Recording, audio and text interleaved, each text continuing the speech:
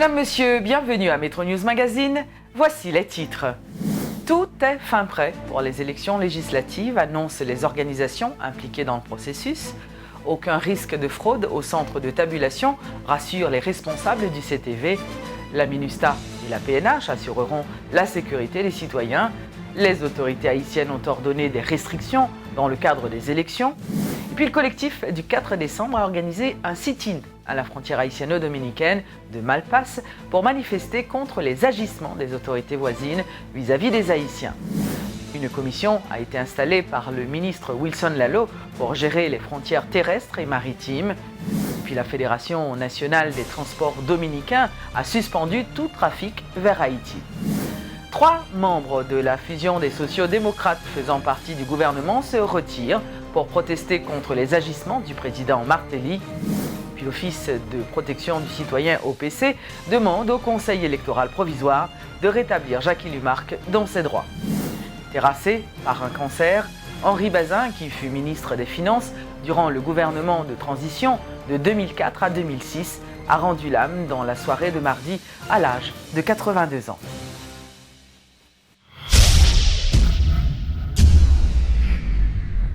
Tout est fin prêt pour la tenue du premier tour des législatives prévues pour ce dimanche 9 août. 1854 candidats au Sénat et à la députation concourront aux élections. L'acheminement du matériel dans les bureaux électoraux communaux a déjà commencé, ceci depuis jeudi. Le centre de tabulation des votes, qui a connu des travaux de rénovation, est prêt à lancer ses opérations. Écoutons ce reportage de Luc Nergaro. Après 5 années sans activité, le centre de tabulation situé à la Sonampie est remis à neuf. Local rénové, système modernisé, matériel remplacé, le CTV est prêt à recevoir les procès-verbaux à partir de dimanche après-midi. 800 opérateurs ont été recrutés et formés en vue de procéder aux opérations de tabulation à raison de 400 chaque 12 heures. Des séances de simulation ont déjà été effectuées et le CTV n'attend que les boîtes remplies de procès-verbaux, selon Matador Widmark, responsable du centre de tabulation des votes. Parce que le procès-verbal la rentrée, premier ça nous fait nous un inventaire informatique, nous numériser. Après ça, nous voyons le procès-verbal là, long contrôle visuel. Il y a des opérateurs qui prennent vérifier le procès-verbal là, suivant les critères définis par le décret électoral. Si le procès-verbal n'a pas aucune irrégularité sur lui, il y a voué là la saisie. Nous faisons 2 saisies, nous faisons saisie 1, nous faisons saisie 2. Après la saisie, nous faisons contrôle de qualité sous travail, sous saisie qui était faite là. Bon opérateur qui va comparer le procès-verbal, données qui sont procès-verbal physique qui l'emmène là, avec données qui sont affichées sur l'écran là, pour voir est-ce que c'est effectivement données ça qui est rentré dans le système. Après ça, une fois que nous finissons faire contrôle de qualité, nous archivons.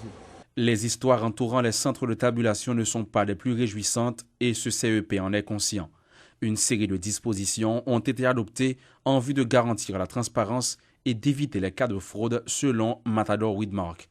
Le responsable du centre de tabulation invite les concernés, en particulier et le grand public en général, à avoir confiance dans les résultats qui sortiront du CTV. Nous-mêmes, nous avons garanti que nous avons fait le travail de façon honnête et nous mettons tous les dispositifs en place pour nous contrôler le travail de chaque grand opérateur qu'il a. Pour que, au final, les résultats préliminaires nous baillons, c'est des résultats qui sont fiables et la population qui a compté sur le travail. Évidemment, le CTV se plie également aux principes établis par le décret électoral. Ainsi, les candidats pourront visiter le centre de tabulation. Toutefois, certaines mesures devront donc être respectées, martèle Matador Widmark. Nous avons des accès à Flora contingentés. Ça veut dire que nous sommes capables de gagner 500 100 candidats qui rentrent sur Flora. Nous sommes capables de 10 personnes rentrer. Et consigne dans ce qui s'allie, ce n'est pas parler avec l'opérateur. Ou pas de aucun document. Et nous avons avec nous des gens que nous appelons des accompagnateurs. Ce sont des gens qui sont là pour informer tout, pour guider. En même temps, qui pour dire rappeler les règles, procédures centre là. Des agents de la police nationale, renforcés par des casques bleus de la MINUSTA, assureront la sécurité du centre de tabulation 24 heures sur 24. Un espace qui sera sous les feux des projecteurs à partir de 6 heures du soir, le 9 août prochain. Un centre d'appel a été mis en service pour identifier les bureaux de vote via le téléphone. Pour vous aider à mieux identifier vos bureaux, les usagers de la NATCOM sont priés de composer le 88 28 et pour les usagers de la Digicel, il suffit de composer le 88 30 ou bien alors rendez-vous sur le site du Conseil électoral provisoire cephaiti.ht.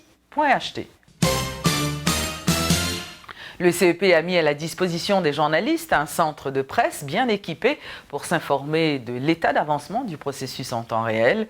Puis le chef de la MINUSTAH, Sandra Honoré, a donné l'assurance que les militaires de la force de l'ONU apporteront tout leur soutien à la police nationale, une information confirmée par le porte-parole de la PNH.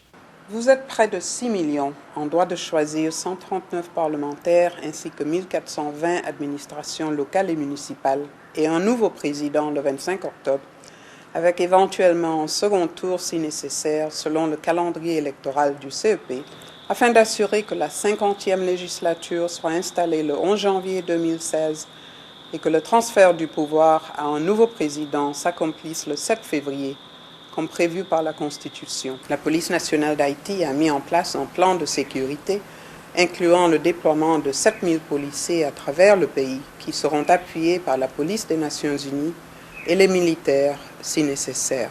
Je lance un appel à tout citoyen et citoyenne qui a droit pour voter, si tout jeune monsieur et jeune madame, ensemble avec les gens qui vivent avec un handicap, pour nous exercer le droit démocratique, nous aller en masse à voter dimanche 9 août. Là.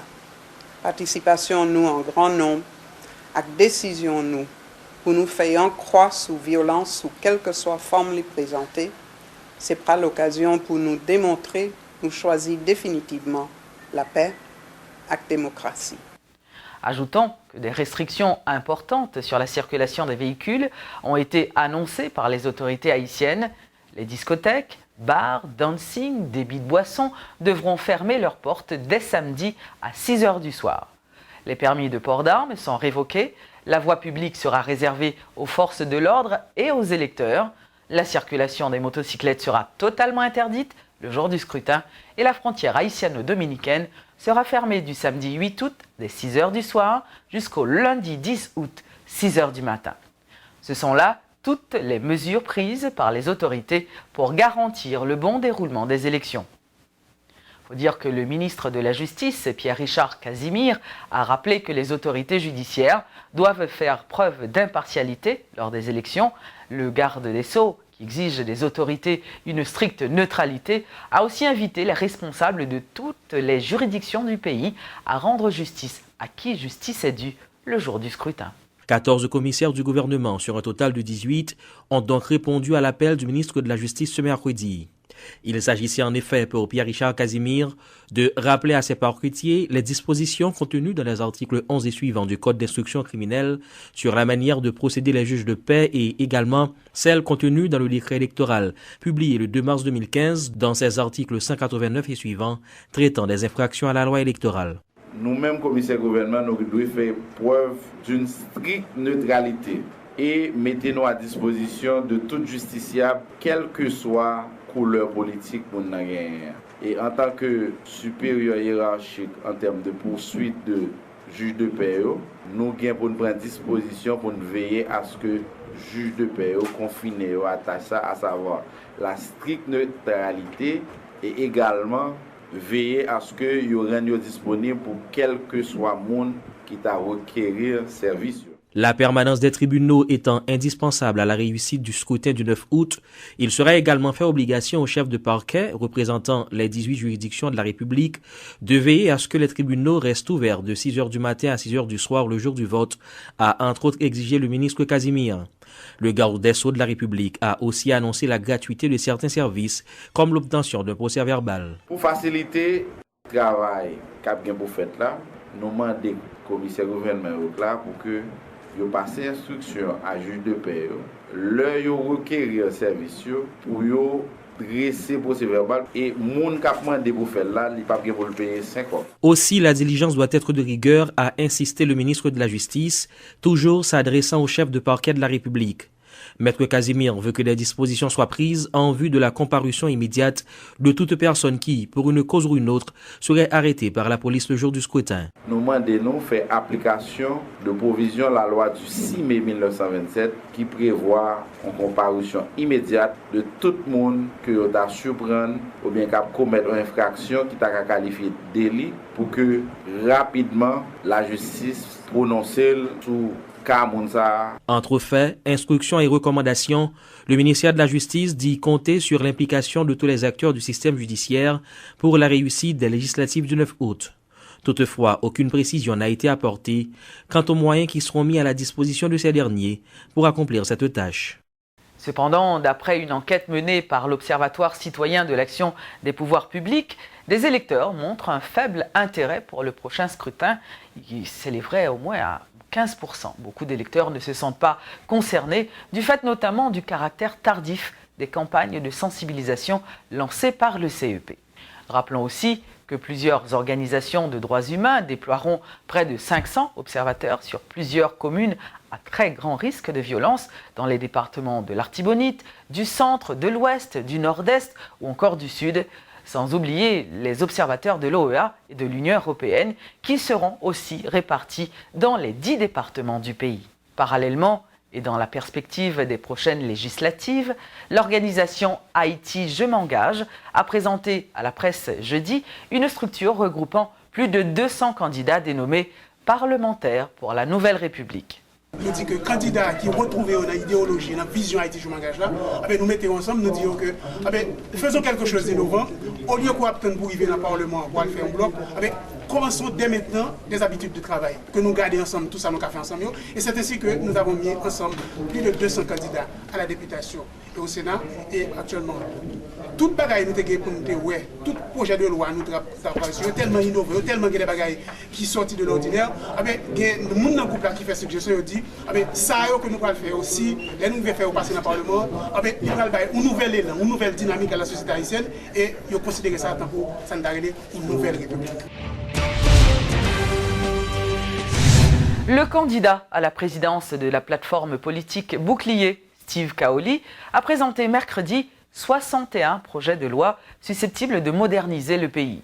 Selon le candidat, ces textes doivent favoriser l'institutionnalisation de la démocratie, assurer la réforme de l'État et promouvoir le développement économique, social et culturel d'Haïti. Une présentation de propositions de loi à la presse en pleine campagne électorale, la démarche de la plateforme Bouclier paraît inouïe. Au nombre de 61, ces propositions de loi sont, quoi la plateforme, aptes à provoquer, une fois votées, l'émergence d'Haïti. Institutionnaliser la démocratie, assurer la réforme de l'État, réaliser la déconcentration et la décentralisation, promouvoir le développement économique, social et culturel à travers l'adoption de textes légaux, l'ambition de Bouclier est énorme. Guy Chardoré est le directeur stratégique de la plateforme. Nous avons un projet de loi également sur le transfert des compétences aux collectivités territoriales. Nous pensons que les collectivités territoriales, si l'État conseille des bagages, l'État n'a pas arrêter pour le prince pour le faire. Il faut que les collectivités aient la possibilité pour le faire. Nous avons un projet de loi sur les finances publiques des collectivités territoriales. Nous connaissons tout. Nous n'avons pas de décentralisation là après tout mot en l'air si les collectivités n'ont pas de moyens. Donc, sur la décentralisation, sur la réforme des institutions, nous avons un projet de loi sur la sécurité publique. Avoir un paquet de lois en sa possession ne suffit malheureusement pas.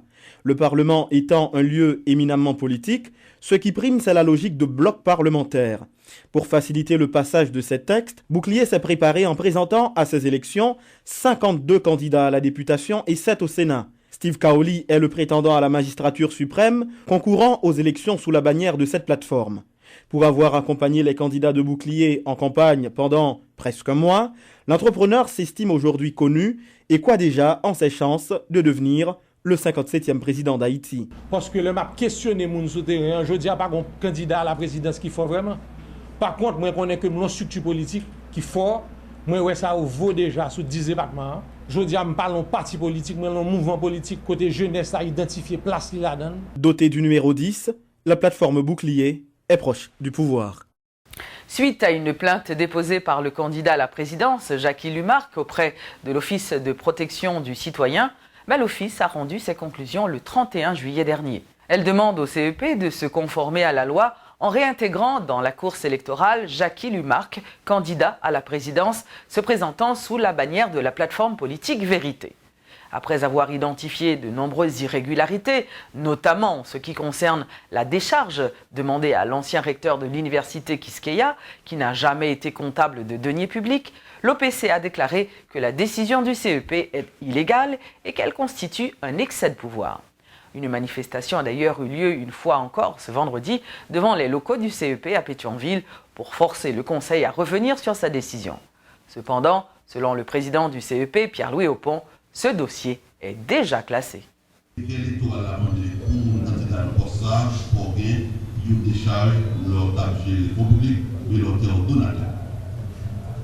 C'est pour te connaître, est-ce que oui ou non, candidat ça est assujetti à la décharge? Pour ni au PC, pour l'autre institution, même pas officiellement, c'est eux qui ont donné pour la question ça, est-ce que oui ou non, candidat ça assujetti à la décharge?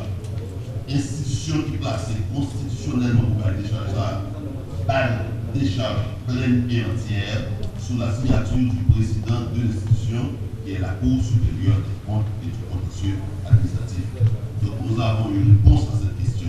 Et peut-être oui ou non assujetti à la décharge, non seulement il est assujetti, il l'a obtenu sous la signature du président de la Cour supérieure des comptes et du contentieux administratif.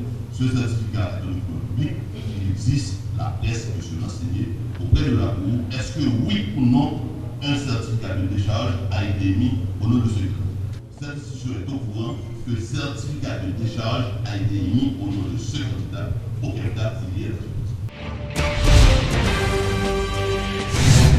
Dans le même temps, Mario André-Sol, candidat à la présidence indépendant et ancien directeur général de la police nationale d'Haïti, a inauguré son bureau central de campagne jeudi à la rue Panaméricaine à Pétionville. Fort de 30 ans d'expérience, notamment dans l'armée et dans la police, l'ex-militaire qui veut rétablir l'ordre dans le pays a profité pour dévoiler les grandes lignes de son programme, axé notamment sur la sécurité nationale. Il est seul dans la course, sans bannière, donc sans candidat au Sénat ou à la députation, mais Mario André-Sol se présente comme la seule alternative pour sortir Haïti de sa situation. L'ancien directeur général de la police nationale dit avoir assez vécu, entendu et compris pour se forger une maturité politique durant ces 30 années passées au service du pays. Mario André-Sol veut rétablir l'ordre et ceci passe par un plan baptisé Sécurité nationale qui englobe les grands axes d'intervention du candidat. Nous allons démarrer une véritable révolution éthique parce que corruption, viol, vol, kidnapping, bandits pas qu'à tourner règles et principes pour vivre, pour exister et même diriger un pays. L'entente est aussi l'une des missions que s'est donnée Mario André-Sol s'il parvient à la magistrature suprême de l'État. Le pays, trop longtemps divisé, a besoin de se réconcilier avec lui-même et avec ses fils, selon le designer. Une réconciliation qui favorisera l'émergence d'une classe moyenne forte, et ce, pour le bien-être de l'économie haïtienne. Sécurité nationale avait dit, enfin, c'est organiser pour nous organiser force nous, pour payer à reprendre droit grand monde, pour nous suspendre vivant par l'occupation. Désordre la bral fini. Abraham dit c'est assez. Faut que Haïti gagne l'ordre et Haïti bral gagne l'ordre. Le fait qu'il soit candidat indépendant de la course n'est pas dû au hasard, affirme Mario André-Sol. L'ancien DG de la PNH a fait le choix d'être un politicien du centre, car selon lui, la gauche et la droite ont échoué. Mais plus encore, l'ancien militaire pense qu'il a plus de chances d'obtenir des consensus pour le progrès d'Haïti. Consensus qui vous permet de nous construire une autre société, pour nous venir une autre cohésion sociale, dans une démocratie transparente, côté élu, pas qu'à violer la Constitution, Jean Ouvré. Une démocratie côté trois pouvoirs vraiment indépendants l'une de l'autre. Une démocratie côté président par un timinet irresponsable. À 55 ans, Mario André-Sol veut devenir président d'Haïti et pense en être digne, eu égard à ses longues années d'expérience, notamment en tant que haut gradé de l'armée et ancien directeur général de la seule force de l'ordre haïtienne opérationnelle, la PNH. Son bureau central de campagne était inauguré ce jeudi et 10 autres bureaux départementaux le seront avant le lancement de la campagne présidentielle.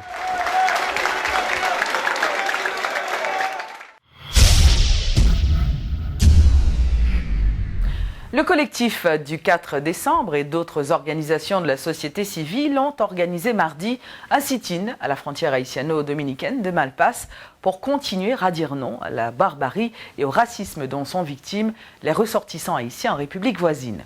L'entrepreneur Charles-Henri Becker, qui participait à ce sit-in, a demandé au secteur privé haïtien de stopper tout échange commercial avec la République dominicaine. Le non-respect des Dominicains dans leur relation avec Haïti est en partie dû à la dépendance des Haïtiens par rapport aux produits fabriqués ou importés en territoire voisin, selon le candidat à la présidence du parti Respect, Charles-Henri Becker.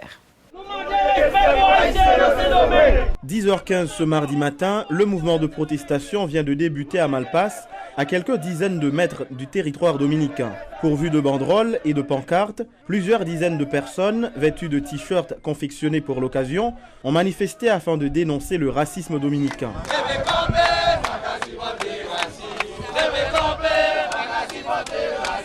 Premièrement, nous dit que l'arrêt 73 là, nous avons fait tout ça pour faire pour annuler l'arrêt. Nous dit deuxièmement que la production nationale, c'est pour nous pousser.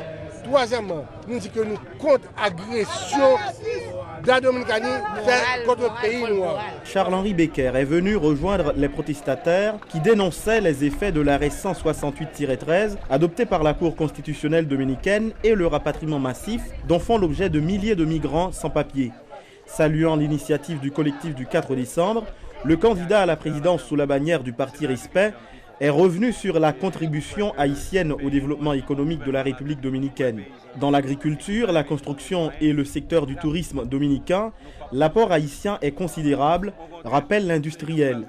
Charles-Henri Becker préconise ainsi une réponse adaptée à ce qu'il désigne comme l'indifférence des Dominicains. Il faut que les Dominicains respectent nous assez parce que nous faisons pile pour l'économie. C'est nous-mêmes qui faisons construction la carrière, c'est nous-mêmes qui faisons agriculture au marché, même et tourisme. C'est nous qui travaillons dans le secteur touristique. Et 300 000 personnes, ce n'est pas 300 000 qui chita à Saint-Domingue qui ne partent pas. Je crois que le plus, c'est peut-être un petit respect pour nous. Moi-même, pour qui ça, pour nous pas camper carrément pour un bar. Il y a l'autre pays qui bonne produit ça. Importer l'autre côté. Pas importer de République dominicaine. Il y a le Brésil qui remet nous. Il y a l'autre pays qui remet nous, pas manquer nos dégâts. On a le travail avec eux. Des propos qui faisaient corps avec les messages des manifestants qui dénonçaient la production d'une farine destinée aux consommateurs haïtiens contenant du bromate de potassium et de l'azodicarbonamide, des produits cancérigènes. Vive la production locale, criaient les protestataires.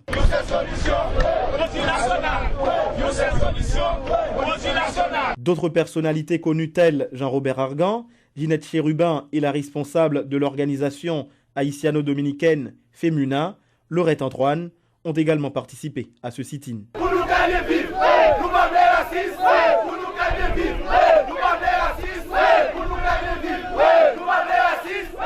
Il faut dire que depuis lundi, la Fédération nationale de transport dominicain, FENATRADO, a suspendu tout trafic vers Haïti. Entre-temps, le ministre de l'Économie et des Finances, Wilson Lallo, mercredi, a procédé à l'installation du secrétariat exécutif de commission technique des frontières pour assurer une meilleure gestion intégrée des frontières maritimes et terrestres du pays et pour contrôler aussi plus efficacement le transit commercial ainsi qu'une régulation rigoureuse de la migration. Elle facilite aussi l'amélioration des recettes fiscales en éliminant les activités illicites, la contrebande et toutes autres activités malhonnêtes. L'arrêté du 1er juillet 2015 portant création de la commission technique pour la gestion intégrée des frontières donne un mandat clair à cette entité. Il s'agira entre autres de faire l'inventaire des éléments constitutifs, les besoins et formuler les mesures de correction nécessaires. Évaluer les investissements en infrastructures et équipements indispensables et rechercher les bailleurs et partenaires susceptibles de fournir l'assistance technique et les ressources nécessaires. Promouvoir l'amélioration de la coopération entre les partenaires nationaux et internationaux.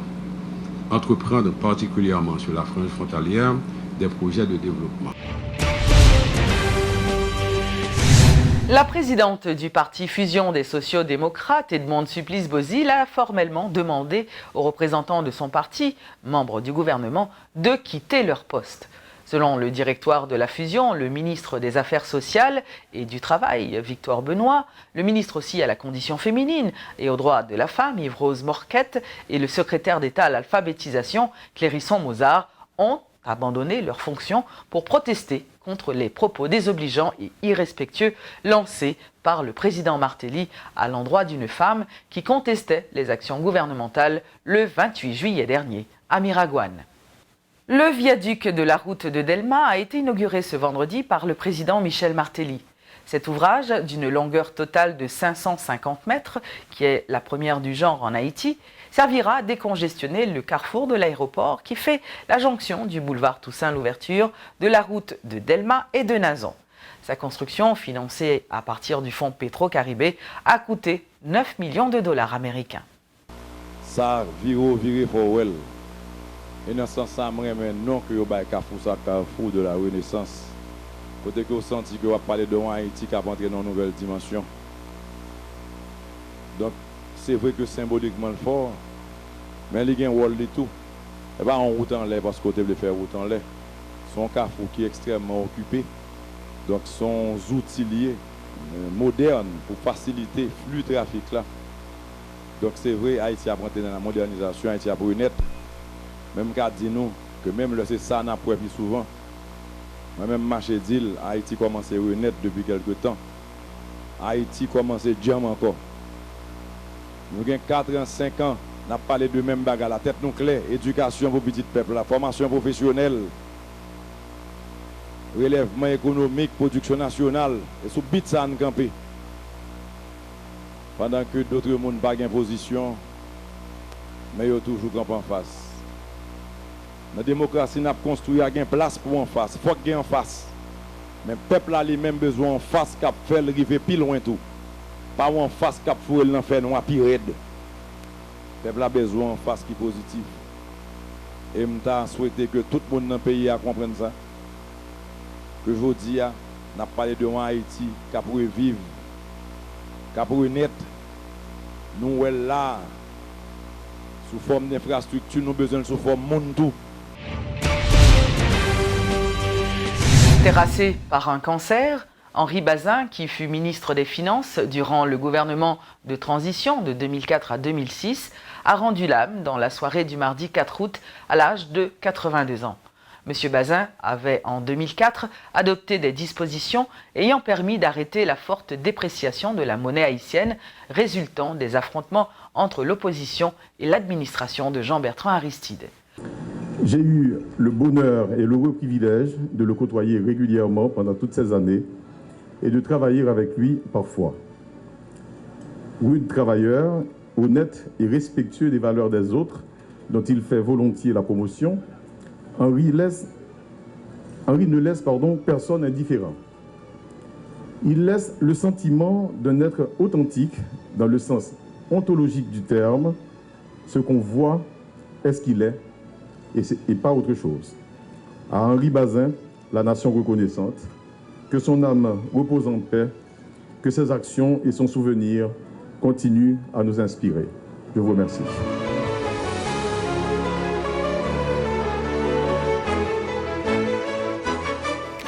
Metro News Magazine est à présent terminé. Retrouvons-nous dès demain pour la journée électorale avec l'équipe de Radio et Télémétropole qui vous feront vivre les temps forts de cette journée électorale.